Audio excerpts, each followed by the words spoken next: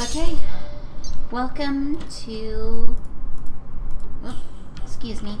Sorry about that. Slight skipping audio there. Welcome back to Terraria. Last time we did some boss prep. We did a decent amount of boss prep. We got ourselves... we got ourselves a sword in episode 5? 5. And we're sitting here now with some items. Don't really have potions. Also, I think I might have talked about fighting the Eye of Cthulhu, but I think my main goal is probably still to get the platinum to summon... What's it called? The Slime King. Let me double check on how many lenses that's going to take, though. We get a decent amount of potions for buffing, so the Eye of Cthulhu might be manageable.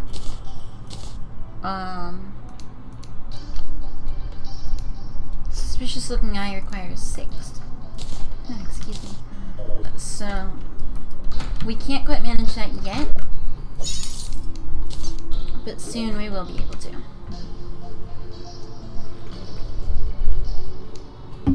That's good to know.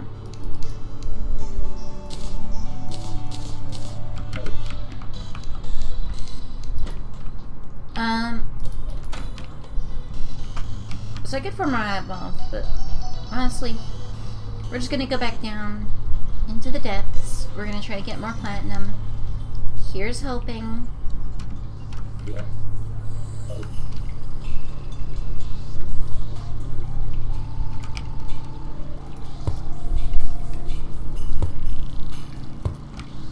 Gonna make sure this place is a little more decently lit up.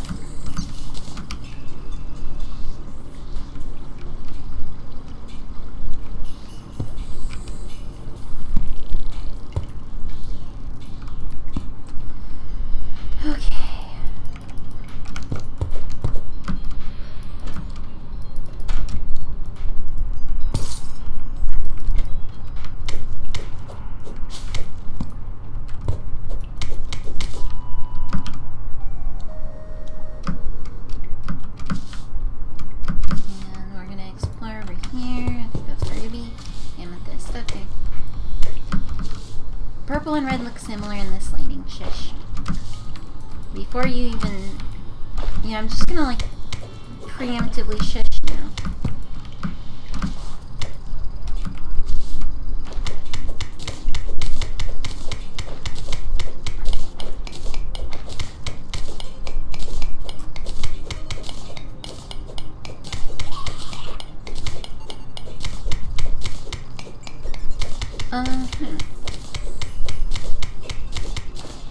So I apologize for not having a lot of discussion today. I'm not super talkative. Most of my day has been pretty uneventful.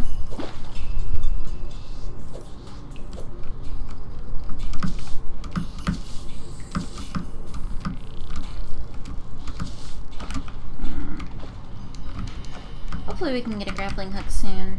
That would actually be really useful. Ooh. You wanna drop one? No hook. Okay.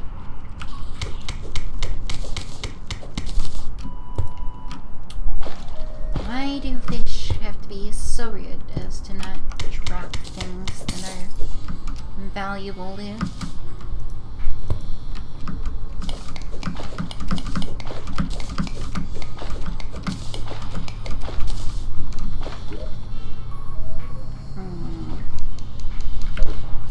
Rope is probably my best bet here.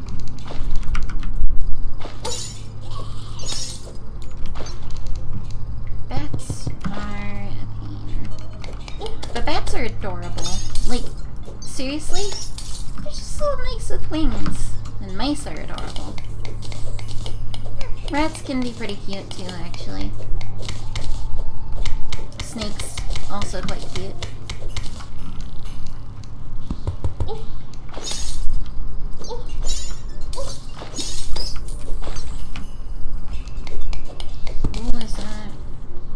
Snowflakes.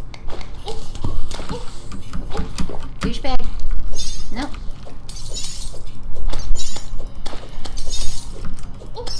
Those things are a slight pain. Ha. They're a little bit more of an annoying enemy.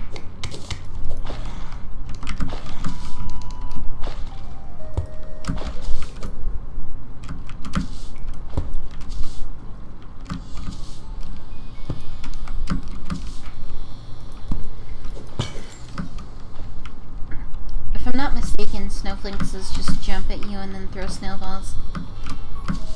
It's slightly annoying. How are we doing on the silver front? We're doing pretty well. We have 23 silver.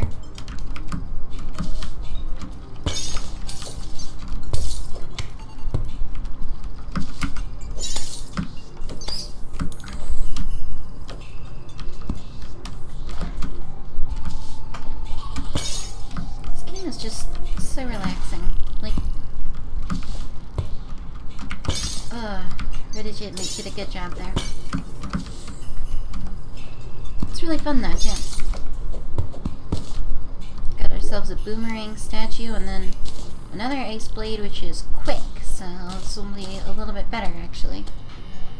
Same damage, but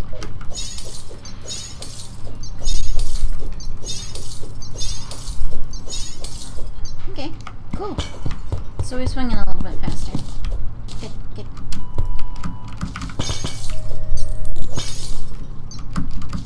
It's also slightly larger than the other one. 10% ain't much, but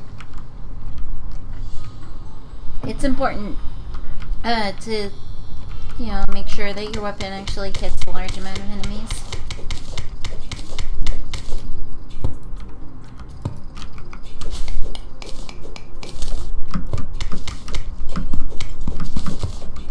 Emerald, rather. Huh. I was thinking emerald and said platinum because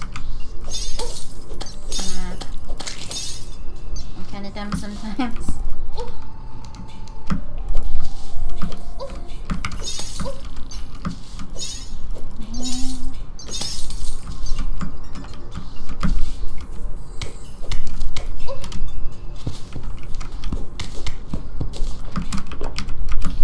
Not die to the pressure plate dart trap.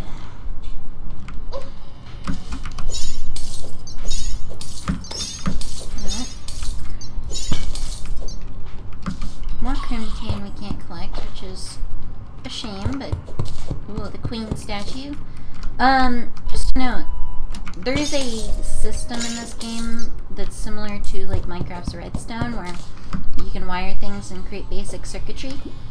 And in this case, statues actually have like some special effects. I apologize for my phone. Statues have some special effects when it comes to how they work. And ooh, we got the suspicious looking eye. And we also got armored flurry boots. Oh, these are like Hermes boots. So statues in the... Okay, brain, come on. You had a train of thought here. Statues, when they are powered by wire in this game, they have different effects they do. The queen statue will actually teleport all female NPCs to it. The king statue does the same thing for male NPCs. The bird statue spawns birds. Piranha statue, I think, might spawn piranhas. Boomerang statue, I don't think does anything, and I don't think the pickaxe one does anything. The bomb statue actually spawns bombs, which is a great money farm, but so is the slime statue, because you can just constantly spawn slimes and get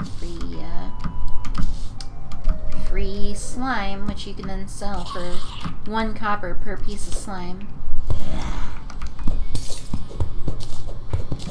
I actually think I found that plus a bomb statue to be a good way to get bombs, because then you could sell the extra.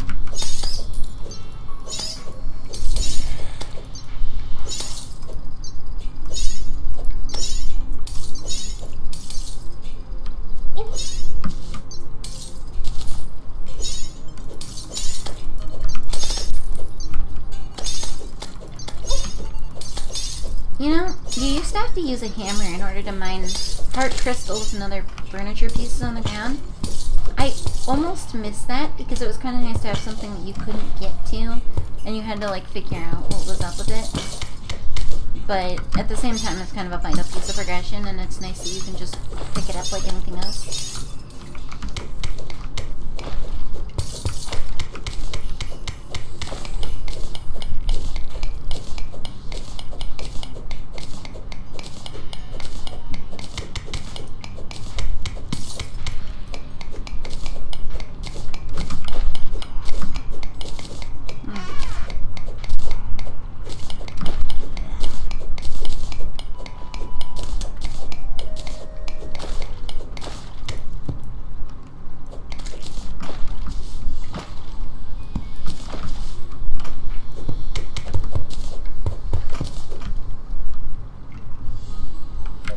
Amount of emeralds.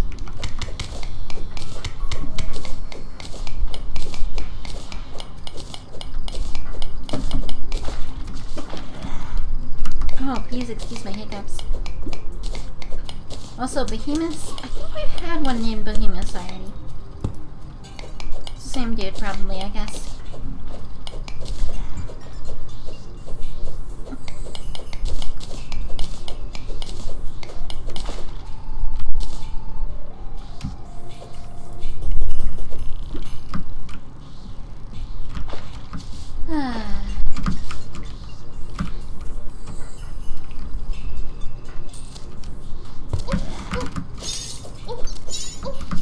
I wish, that's one thing I kind of wish there was in the base game, was like some kind of right-click block system, or just, I don't know, something to avoid projectile attacks other than, oh, I have ice skates on, that's why I'm not breaking this. Some kind of way to avoid projectile attacks other,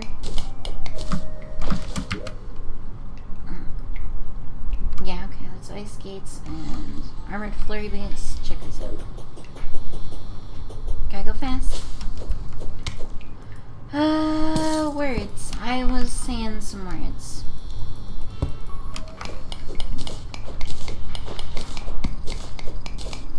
Blocking. Yeah. It's a little annoying to have to jump and dodge for everything and not have a way to block as well, but it doesn't take away from the gameplay that much, I think. I still have a good time, and you know, only being able to dodge, of course, can lead to more fun because you're having to move around more, you're forced to.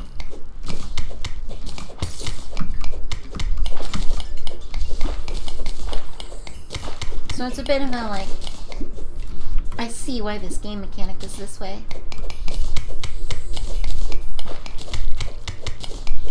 It's, you know, still good combat system as it is. I'm gonna say better than Starbound, but better than Starbound.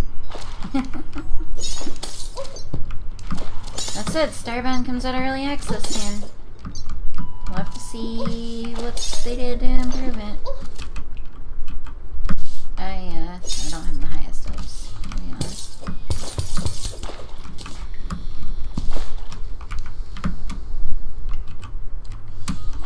Oh, I don't have any health potions. I'm just sitting here pressing H thinking they'll do something.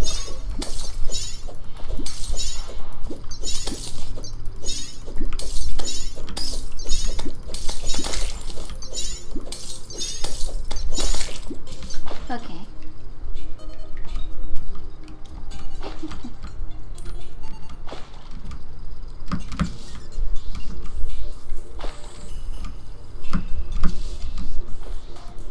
I kind of like how many items in this game are about mobility.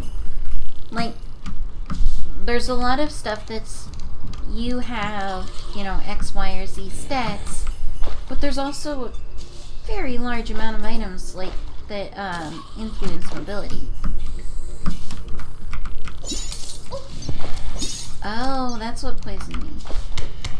Right. The poison dart shooter poisoned me. I never would have guessed this would happen. Poison dart shooter, wow, what am I?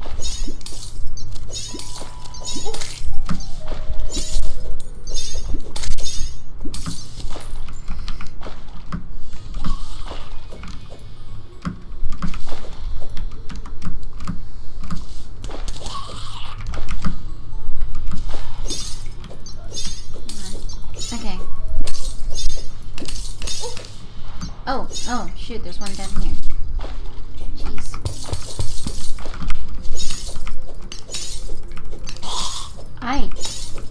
Wow. Oh, a compass. Okay, that's not what I expected. The compass might be a little more useful right now than...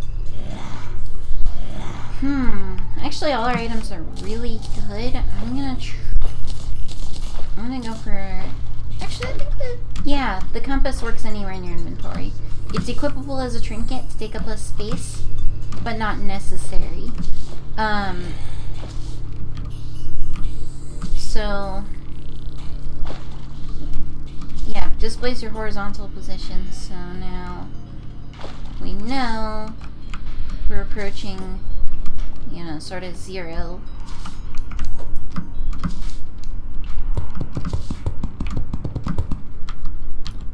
Okay, yeah. There's a whole selection of items which are equipable in the trinket slot, but not required to be in that slot. And all of them work in similar ways. They display your information there, and as far as what information they display, there's one that displays your vertical position. There's one that shows when rare enemies are nearby. I think there's one that shows like how many enemies you killed, or the danger rating. I don't remember all of them, actually. I don't think I've even gotten all of them. But yeah, that was a decent amount. They're, you know, pretty useful items, especially the rare spawns one is actually really good.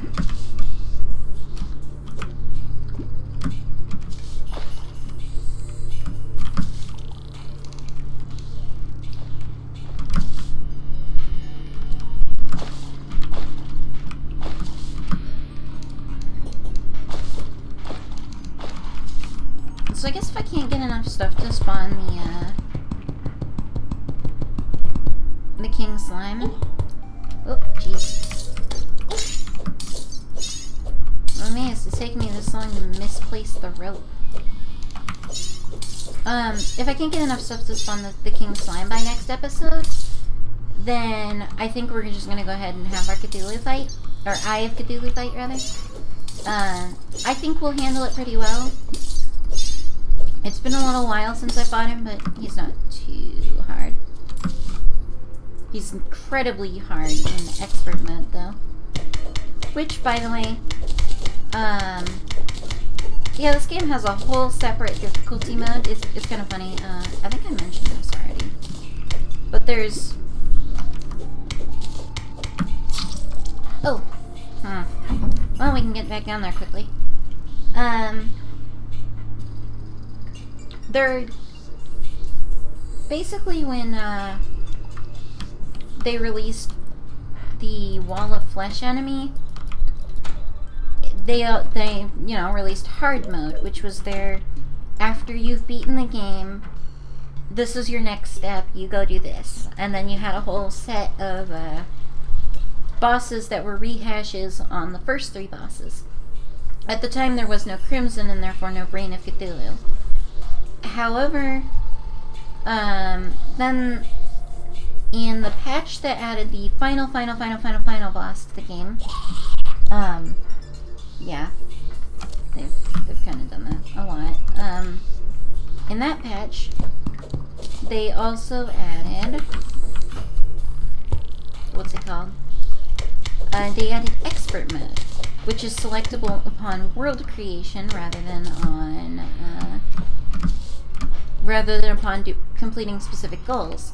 And expert mode is incredibly difficult.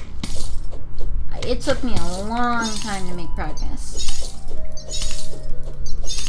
I had an expert mode world floating around. It's a shame I kind of lost that world because of a Windows install.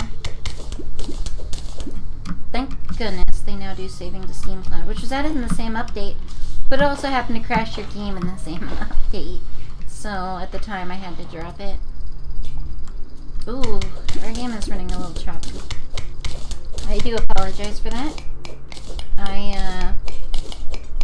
Game performance has been down a little bit lately. I'm not 100% sure what's up with that, but it's not making me happy.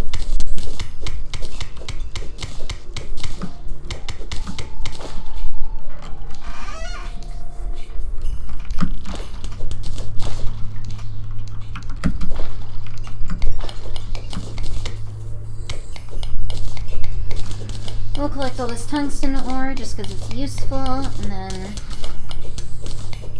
probably carry on our merry way. Just kind of hoping we can get some more platinum. Actually, hang on. Either I lit up that. No, I don't think I've been in this one. Master?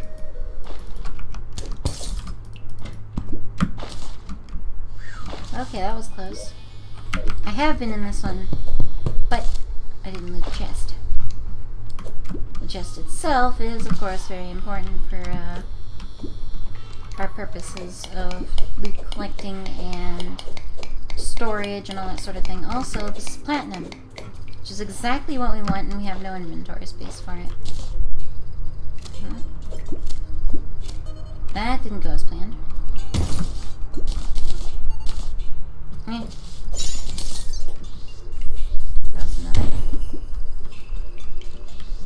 Oh, there's actually like a whole area to flood down here. Hang on, let's take care of the enemies first.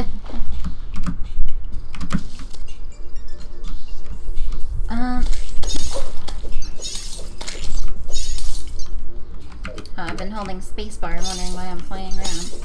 Or jumping. Jumping, as it is colloquially known. Woo.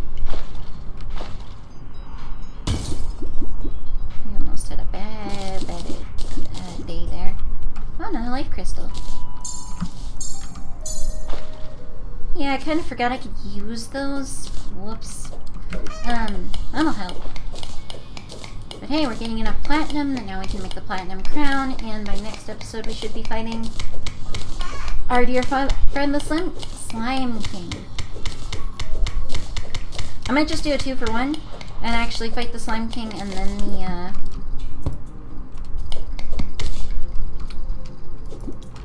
oh shoot. Fight the Slime King and then also fight the Eye of Cthulhu. I'm not 100% sure on that yet. I guess I'll have to see how I do on the Slime King. Because if he messes me up, the Eye of Cthulhu is gonna like really mess me up.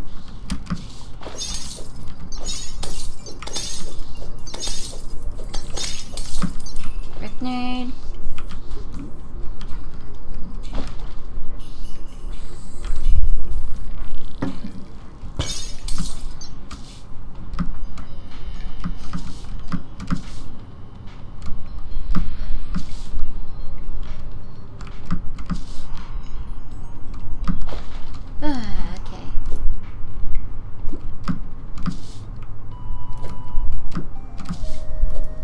Actually, I almost wonder if it'd be viable to just like go through 3 boss fights in an episode and take out the Slime King.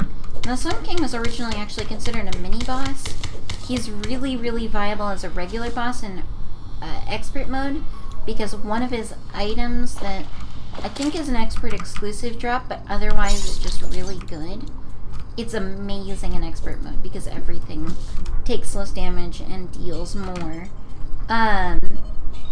Because this, again, might only be expert mode, but there's a drop he has for a mount that is a slime, and, yeah, there are mounts, by the way. You're basically riding on a slime that has a saddle on it, and it is really good against bosses because it has Mario-style jump, damage.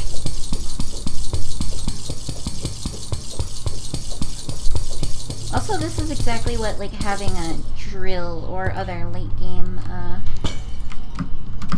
item in this game is like sometimes. Oh yeah, I forgot about something. So, interesting fact about this game. The way its physics work, if I'm running down here... hang on, it's easier to demonstrate if I have some space. Momentum with, like, ice and slippery things is calculated weirdly. Oh no, I have to show the door trick. The door trick will really get it. But, momentum is calculated weirdly, especially with ramps. These get it weird. So,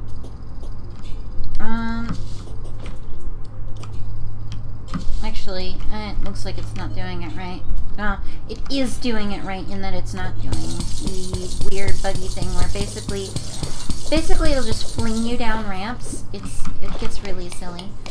There's a trick with doors and grappling hooks in which if you use a grappling hook on a door and then you open the door, you'll basically just get flung. And it's been in the game since since I started playing. So it's probably been in the game since launch, I think.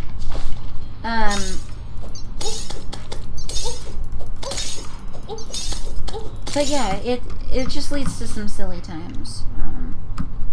It's good for a running start, for sure. I think people legitimately use it as a mechanism for that. That kind of reminds me of how Minecraft handles something.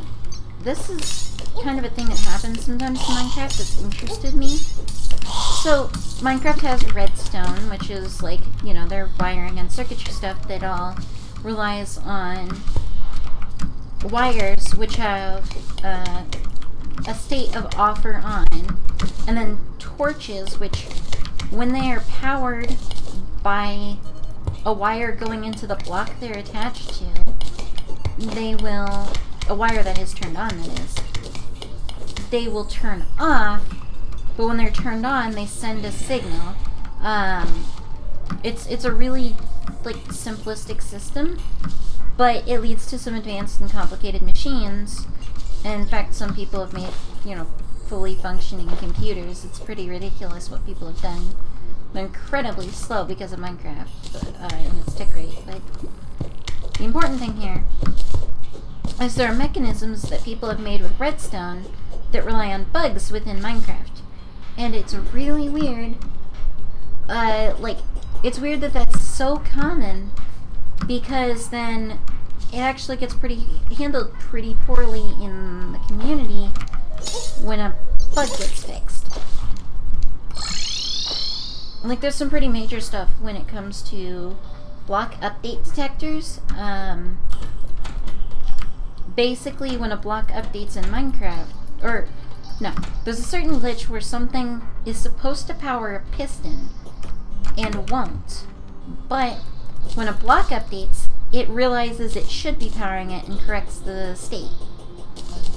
However, also, wow, a lot of fallen stars today.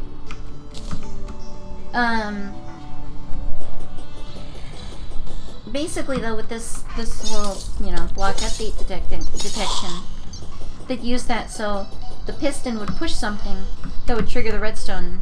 We're catching that bunny. Bunny! We're gonna organize. But, you know, basic stuff.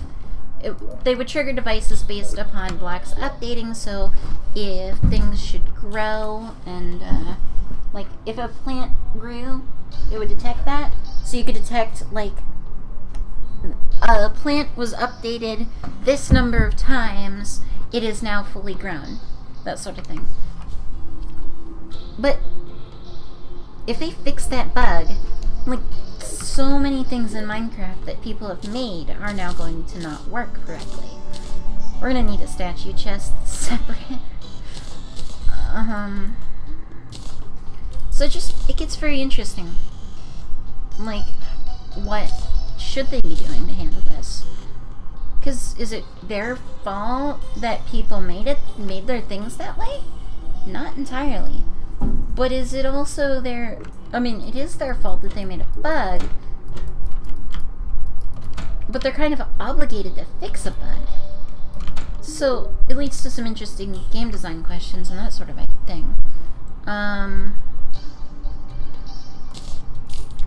In any case, we are right about the end of the episode.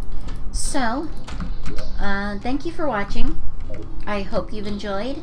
Please, you know, like, comment, favorite, subscribe, dislike, hate me, tweet angry things about me, etc.